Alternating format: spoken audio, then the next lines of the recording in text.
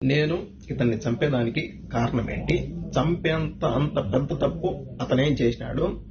ఒక రచ్చకు గాని, ఒక గొడవకు గాని, ఇంకొకరిని ఒక మాట నేను అనేది గాని, రచ్చలకు నేను దూరంగా ఉంటాను. గొడవలకైనా గాని, రచ్చలకైనా గాని, వీటన్నిటికీ దూరంగా ఉండే నేను ఇతన్ని అలా చేసే అంత నిర్ణయం నేను దేనికి తీసుకున్నాను? అతనేం చేసినాడు? మాది అన్నమయ్య కడప జిల్లా ఓబులవారిపల్లి మండలము ఐలరాజపల్లి హరిజనవాడ గ్రామం మాది. ఓకే, నా కూతురు పుట్టింటాంచి 11 సంవత్సరాల నుంచి మా అత్తమామే చూసుకుంటా ఉన్నారు. ఓకే, వాళ్ళ ప్రజెంట్ అయితే ఆర్థిక పరిస్థితి బాగలేక మా యొక్క కోయేట్కి వస్తా మా కూతుర్ని వాళ్ళ చిన్న కూతురు దగ్గర, అంటే మా మరదల దగ్గర మా కూతురు బాధ్యత మా మరదలకైతే అప్పచెప్పేసి కోయేట్కి అయితే వచ్చింది. ఊళ్ళో కొద్ది రోజులు బాగానే చూసుకున్నారు. ఓకే, ఒకరోజు ఏం జరిగిందంటే, మా కూతురు మంచంలో పనుకోండాది. ఈ మనిషి అన్నమాట. ఈ మనిషి ఏం చేశాడంటే, మా కూతురు నిద్రమత్తులో ఉంది కదా అని మా కూతురు బట్టలు తీసేసి బలాత్కారం చేసి నోరు మూసిపెట్టి బలాత్కారం చేసి ఇంకా చేసేదానికి ప్రయత్నించినాడు. ఒకవేళ అరిస్తే నోరు మూసిపెట్టి ఒకవేళ ఎంత పనైనా చేద్దాము చంపేసేదానికైనా కానీ, అంటే ఆ ఆలోచనతోనే బలాత్కారం చేసి చంపేసేదానికైతే ఈ మనిషి అయితే చూసినాడు. ముందుగానే నా కూతురు నిద్ర మత్తులో ఉంది, అందులో మళ్ళీ నోరు మూసిపెట్టేసినాడు, బట్టలు తీసేసినాడు. నోరు మూసిపెట్టే తలకి ఊపిరాడకుండా భయపడిపోయింది అనమాట. ఏం జరుగుతున్నదో ఏమో భయపడిపోయి ఒకపారిగా అరిసేసింది బుజ్జమ్మ అని. మా మరదలను అయితే అరిసేసింది. మా మరదలు వచ్చింది. అప్పుడు మా మరదలు వచ్చి ఇప్పుడు బిడ్డనైతే దగ్గరికి తీసుకొని ఏం జరిగిందంటే, అప్పుడు బుజ్జమ్మ తాత అయితే ఈ మాదిరి చేసినాడు, బట్టలన్నీ తీసేసినాడు, పట్టుకోరాని చోట పట్టుకొని ఒత్తుతా ఉన్నాడు. నాకైతే నొప్పి వచ్చినది, భయం వేసింది. బుజ్జమ్మ నోరు మూసిపెట్టేసినాడు. నేను భయపడిపోయి గట్టిగా అరిచినాను.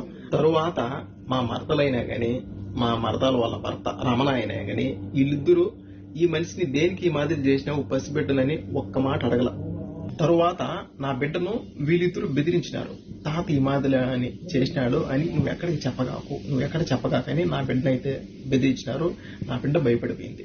తర్వాత మా మరదలు మా భార్యకి ఫోన్ చేసి, మా ఇంట్లో వసతి లేదు నీ బిడ్డను చూసుకునేదానికి, నీ బిడ్డ నువ్వు తీసుకోబో అని ఎమర్జెన్సీగా చేసింది. మా ఇంట్లో గొడవలు గాన వసతి లేదు అనే తలికే సరే అని నా భార్యను ఇంటికి పంపించిన. బిడ్డను తీసుకురాపో, మన స్వాధీనంలో పెట్టుకున్నాం, మనం చూసుకున్నాము అనేది.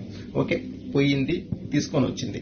ఓకేనా, అని నా బిడ్డను మంచిగా అడిగింది నా భార్య. అసలు ఏం జరిగింది, వాళ్ళు ఏమన్నా కొట్లాడుకున్నారా? ఇన్ని రోజులు బాగానే చూసుకుంటా ఉన్నారు కదా, సడన్ గా దేనికి ఈ మాదిరి ఏంది? నేను ఎవరికి చెప్పనులే, భయపడగాకు, అసలు ఏం జరిగింది, వాళ్ళ కాళ్ళకి ఏమన్నా రచ్చడా అని నా భార్య చిన్నగా అడగడం వల్ల నా కూతురు చెప్పేసింది, అమ్మా నేను నిద్రమత్తులో ఉన్నాను, తాత బట్టలన్నీ తీసేసినాడు, ఇక్కడ పట్టుకొని చెస్ట్ దగ్గర ఊతినాడమ్మా, ఇంకా చెప్పరాని ప్లేస్ లో పట్టుకొని గట్టిగా ఊతినాడమ్మా, అరుచానని ఇట్లా మూత పెట్టేసినాడు, చేతితో మూతేసినాడు, నాకు భయం వేసిందమ్మా, ఈ మాదిరి చేసినాను, తర్వాత బుజ్జమ్మకి చెప్పినాను అని అప్పుడు చెప్పింది నా కూతురు. ఇంకా తర్వాత నేను చట్టాన్ని గౌరవిస్తా. ఓకే, మనము డైరెక్ట్ గా ఇలా అని వెళ్ళకూడదు, వాళ్ళ పైకి రచ్చకెళ్ళకూడదు, మనము చట్టపరంగా వెళ్దాం. ఓకే, ఓబులవారిపల్లి పోలీస్ స్టేషన్ లో ఈ మాదిరిలా జరిగిందని కంప్లైంట్ అని నేను చెప్పిన. ఓకే, ఆమెని నా భార్య వెళ్ళింది, కంప్లైంట్ ఇచ్చింది. తర్వాత వాళ్ళని పిలిపించినారు. వాళ్ళని పిలిపించి ఈ మాదిరిలా జరిగిన దానికి వాళ్ళను ఒక్క దెబ్బ కూడా కొట్ల, ఏదో 2 మాటలు తిట్టి ఆమెని అక్కడి నుంచి ఇంకా మీ బిడ్డ జోలికి ఇంకా వాళ్ళు రారు అని పంపించేసినారు.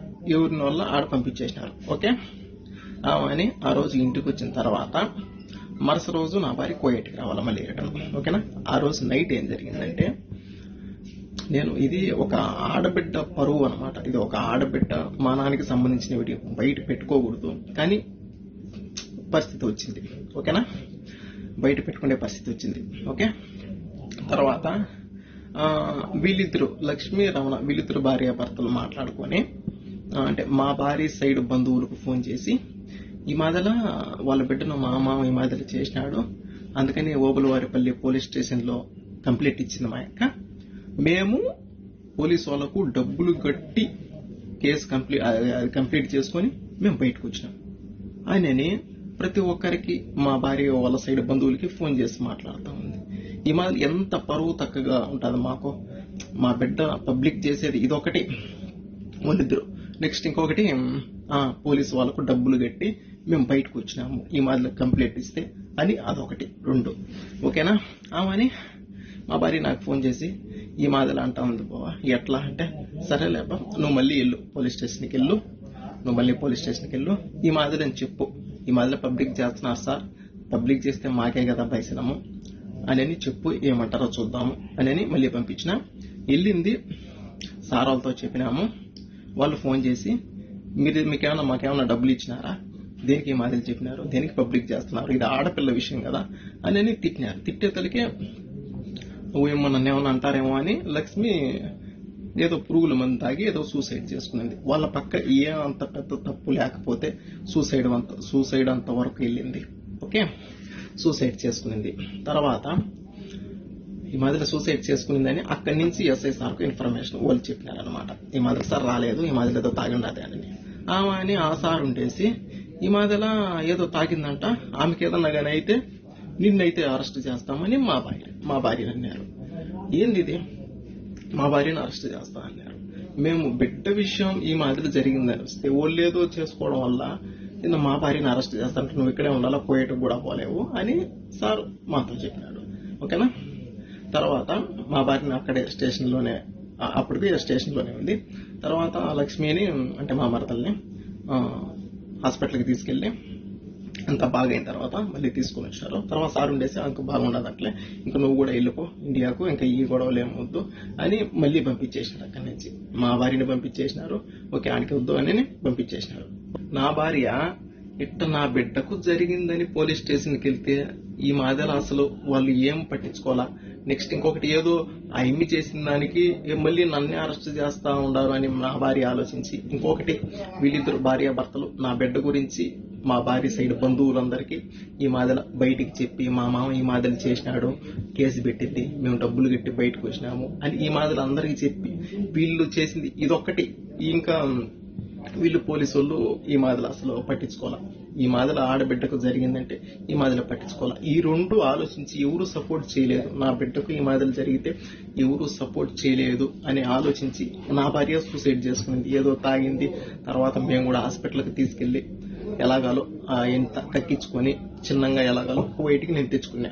తర్వాత అంటే వీళ్ళిద్దరు లక్ష్మీ రమణ వీళ్ళిద్దరు కలిసి అంటే పబ్లిక్ చేసినారు కదా, మా భార్య వాళ్ళ బంధువులకి పబ్లిక్ చేసినారు కదా. ఇంకా ఒక్కొక్కరు చేసి ఈ మాదిరి జరిగిందంట కదా, మీరేం చేయలేదా, వాళ్ళేమో డబ్బులు కట్టుకొని బయటకు వచ్చినారంట, మీరేం చేయలేదా అని ఒక్కొక్క మాటలు మాట్లాడుతూ ఉంటే ఎందురా ఇది, ఇల్లు అనుపోతే ఇట్లా చేసినారు. నెక్స్ట్ ఇంకా చట్టపరంగా చట్టాన్ని గౌరవించి పోలీసు వాళ్ళ ద్వారా వెళ్దాం అనుకుంటే వాళ్ళు ఏం చేయలేకపోయినారు. ఊరికే మాటల వరకు మాట్లాడి పంపించేసినారు. తర్వాత ఏంటిది, ఏం చేయాలో నాకు అర్థం కావడం లేదు. ఆడబిడ్డకి ఈ మాదిరి జరిగితే చట్టం కూడా సీరియస్ గా తీసుకోవాలా. నాకు అర్థం కాల. వీళ్ళు పబ్లిక్ చేసి ఈ మాదిరి మాట్లాడుతూ ఉండేది ఒకటి, వీళ్ళు పోలీసు వాళ్ళు పట్టించుకున్నది ఒకటి. అబ్బా నాకేం అర్థం కాల. అని మొత్తానికి ఎట్లయితే ఎట్లా అవుతుందని మొత్తానికి ఒక కన్న తండ్రిగా నిర్ణయం తీసుకున్నాను. ఈ విషయంలో ఎవరు ఏం చేయలేకపోయినా గానీ నా బిడ్డను నేను కాపాడుకోవాలా. ఎవరు సపోర్ట్ నిలబడుకున్నా గానీ నా బిడ్డ సపోర్ట్ నేను నిలబడాలా. ఒకవేళ నేను వీళ్ళుండేట్టే సైలెంట్ గా నేను ఉంటే ఇంకా నా బిడ్డకి ఈ మాదిరి జరిగిన దానికి ఒక కన్న తండ్రిగా నేను బ్రతికుండి కూడా సచ్చినట్టే లెక్క. నా కూతురు డాడీ ఈ మాదిరి చేసాడు, డాడీ పట్టుకున్నాడు, డాడీ గట్టిగా పట్టుకో, అక్కడ చెస్ట్ దగ్గర అక్కడ పట్టుకోరాని చోట పట్టుకున్నాడు డాడీ, బట్టలు తీసేసాడు డాడీ, భయపడినాడు డాడీ, మూసుకున్నాడు డాడీ, నోరు మూత పెట్టేసాడు డాడీ, భయపడిపోయినాడు డాడీ, ఊపిరాలేదు డాడీ అని చెప్తా ఉంటే ఒక కన్న తండ్రికి ఏ రకంగా ఉంటుందో ఒక్క రొంత ఆలోచించండి. అందులో వీళ్ళు పోలీసు వాళ్ళు ఏం చేయలేకపోయా, వీళ్ళు పబ్లిక్ చేసి ఈ మాదిరిలా మాట్లాడేది ఒకటి. అబ్బా అప్పుడు నిర్ణయం తీసుకున్నా, నా బిడ్డ జీవితం నాశనం చెయ్యాలి అని అనుకున్నా, అతని జీవితం ఉండకూడదు అని అప్పుడు నిర్ణయం తీసుకున్నా.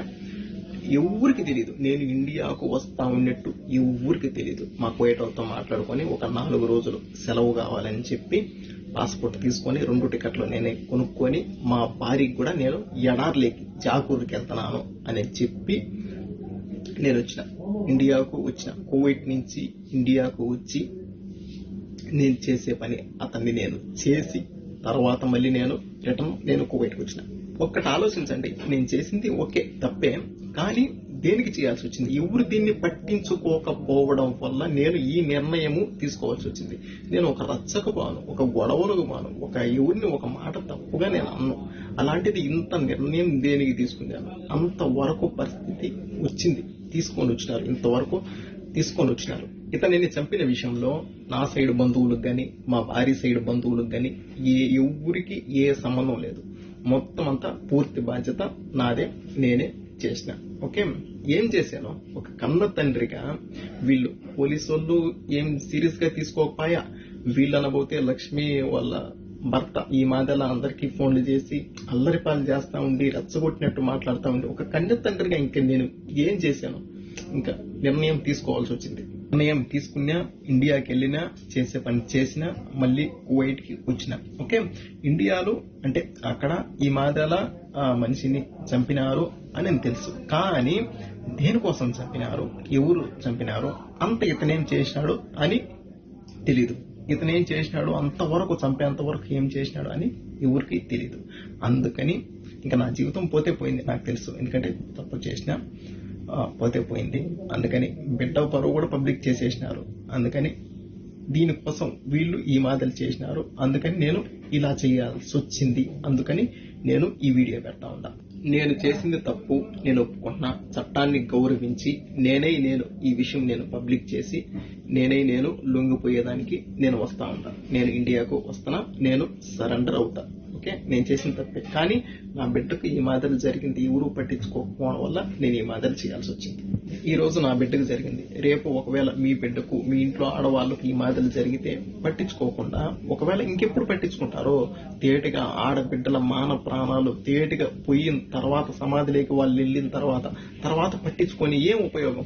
నా బిడ్డ గురించే కాదు, ప్రతి ఒక్క ఆడబిడ్డ గురించి నేను ఆలోచించి ఈ మాదిరి ఒకవేళ ఎవరైనా ఈ మాదిరి చేస్తే, ఒకవేళ ఎవరు ఏం చేయలేకపోయినా కానీ, ఒకవేళ వీళ్ళ బంధువులు అయినా కానీ, వీళ్ళ తండ్రి అయినా కానీ, అన్న అయినా కానీ, తమ్ముడైనా కానీ, ఒకవేళ ఏదైనా చేస్తాడో తెలిసిన తర్వాత అలా భయపడైనా కానీ ఆడపిల్లల జోలికి రాకుండా ఉంటారు అని ఆలోచించి నా జీవితం పోయినా పర్వాలే, బిడ్డ పరువు ఈ మాదిరిలో పోయినా పర్వాలే, ఇంకొకరు బాగుంటారు కదా, ఇంకొకరికి ఇది విషయం అని చెప్తానే, ఇంకొక బిడ్డకు ఈ మాదిరిలో జరిగిందని చెప్తానే అప్పుడైనా సీరియస్ గా పట్టించుకుంటారు కదా అనే ఆలోచనతో నేను ఈ పని చేసిన.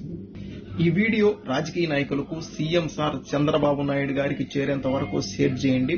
ఎందుకంటే ఈ మాదిరిలో జరిగిన దానికి ఆడపిల్లల మాన ప్రాణాల గురించి ఖచ్చితంగా వీళ్ళు మాట్లాడాలి. ఇలా జరిగిన దానికి ఖచ్చితంగా వీళ్ళు దీనిపైన రియాక్ట్ అయ్యి ఖచ్చితంగా మాట్లాడాలి. నా సపోర్ట్ మాట్లాడండి అని నేను అనడంలే. ఓకే, ఇలా జరిగినందుకు పట్టించుకోకపోవడం వల్ల ఈ మాదిరి జరిగింది. ఈ విషయం పైన ఖచ్చితంగా కువైట్ లో ఉండే యూట్యూబ్ ఛానళ్లు, ఇండియాలో ఉండే యూట్యూబ్ ఛానళ్లు, మీడియా ఛానళ్లు ప్రతి ఒక్కరూ ఈ విషయం పైన తప్పకుండా మాట్లాడాలి. నేను ఇండియాకు వస్తున్నాను, నేను తప్పకుండా పోలీసులకు నేను సరెండర్ అవుతాను. మీరు ఇప్పుడు దీన్ని బట్టి, జరిగిన దాన్ని బట్టి మీరు ఏ శిక్ష చేసినా నేను తీసుకునేదానికి నేను రెడీ. నేనైతే ఇండియాకు వచ్చి మీకు నేను సరెండర్ అవుతాను. దీంట్లో మా వాళ్ళకి కానీ, మా భార్య సైడ్ వాళ్ళకి కానీ, నా సైడ్ వాళ్ళకి కానీ ఎవరికి ఏ సంబంధం లేదు. మొత్తం అంతా చేస్తే నేనైతే వచ్చి నేను మీకు సరెండర్ అవుతాను. ఒకసారి నా కూతురు చెప్పిన